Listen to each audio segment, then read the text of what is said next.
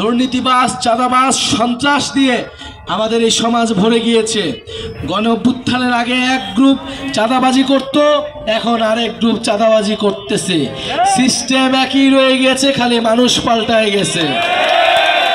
আমরা বলছি গণ অভ্যুত্থানে যে মানুষ পাল্টাইলে হবে না, সিস্টেম তারও পাল্টাইতে হবে। ফলে সেই সিস্টেম পাল্টানোর লড়াই কিন্তু জাতীয় নাগরিক পার্টির লড়াই। আপনাদেরকে এই লড়াইয়ের সাথে থাকতে হবে। আমরা যে সকল ভয় সব কিছুকে তুচ্ছ করে রাজপথে নামছি, আমাদের সেই ভয়ের সংস্কৃতি যেটা ফ্যাসিস্ট আমলে ছিল, সেটা যাতে নতুন করে চেপে বসতে না পারে। আপনারা এলাকা এলাকায় সংগঠিত হন, জাতীয় নাগরিক পার্টিকে শক্তিশালী করুন। এবং যেটা হাসনাত আব্দুল্লাহ বললেন যে জুলাই ঘোষণাপত্র অবশ্যই বাংলাদেশের নতুন সংবিধানের ভিত্তি হবে। এবং জুলাই ঘোষণাপত্রেই বাংলাদেশের নতুন বাংলাদেশের স্বপ্ন, আকাঙ্ক্ষা এবং শহীদদের মর্যাদার কথা থাকবে। এবং আগামী ৩রা আগস্ট আপনাদেরকে দাওয়াত দিয়ে যাচ্ছি। ৩রা আগস্ট শহীদ মিনারে আপনারা আসবেন।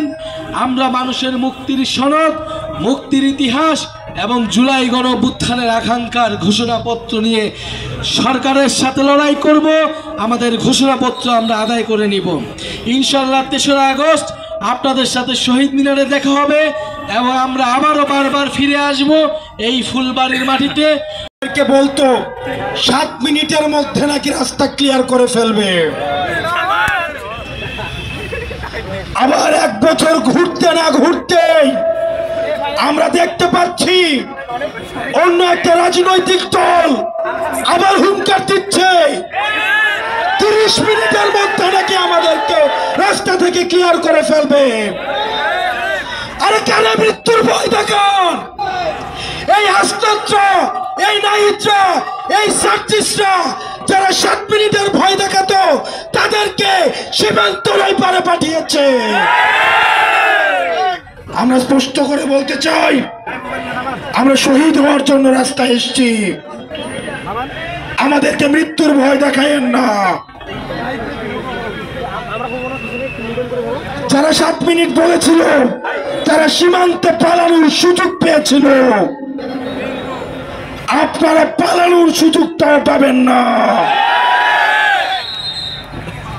হয় নাই, আপনাদের ছেলেরা মেয়েরা রাস্তায় নেমে আসছিল পুলিশের বর্বরতার প্রতিবাদে। আমি আজকেই কথা বলছিলাম আপনাদের কয়েকজনের সাথে। যেই ছেলে আগে কখনো রাজনীতি করে নাই, সে এখন রাজনীতি ছাড়া আর কিছু চিন্তাই করে না। সে রাজনীতি করতো না, কিন্তু রাস্তায় নেমে গেছে কারণ তার ভাই রংপুরে আবু সাইদ পুলিশের গুলিতে নিহত হয়েছে। কিন্তু তারপরে সেই পুলিশ আবার বলছে যে না, সেটা পুলিশের গুলিতে মারা যায়নি। সেই ক্ষোভে, সেই দুঃখে তারাও রাস্তায় নেমেছে। কিন্তু যেই পুলিশ আমাদের রাষ্ট্রের নাগরিকদের, এই ছোট ছোট ছেলে মেয়েদেরকে খুন করেছে, সেই পুলিশের কি সংস্কার হয়েছে এতদিন হয়ে গেল? পুলিশের সংস্কার কত দূর? পুলিশ সংস্কার কমিশন হয়েছে, ঐক্যমত্য কমিশনে সেটা নিয়ে আলোচনা করার কথা।